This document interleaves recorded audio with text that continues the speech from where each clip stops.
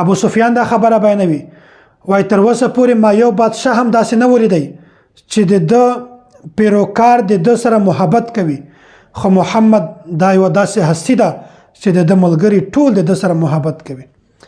حضرت زید بن دثنه رضی الله تعالی عنه دا کافرانو نیولی و. بیا حضرت سفیان هغه وخت اسلام نه و راوړی.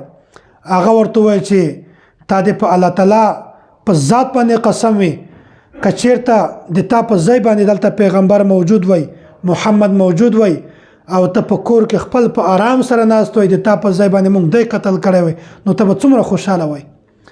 ده ورته چې ما د الله تعالی په ذات باندې قسم وي چې زه په کور کې په آرام سره ناست وای او نبی علیه الصلاة والسلام په خپل کور کې چېرته وي هلته ناست د ما د وجې نه دته صرف یو ازغی هم ور ولګي معمولی تکلیف هم ورکړي څوک نو دا هم د ما نه برداشت کېږي. نو وای زه خپل ځان قربانولی شم خو پیغمبر علیه الصلاة والسلام په جسم باندې د په ذات باندې معمولی تکلیف دا زه کله هم نشم برداشت کولی. نو ابو سفیان بیا وفرمیل وای یو بادشاه هم ما داسې نه دلدلی چې د ده پیروکار د ده سره اطاعت کوي د سره ډېر زیات محبت کوي. وای محمد دا یوه داسې هستي ده چې د ده صحابه کرام د ده پیروکار د ده سره ډېر زیات محبت کوي.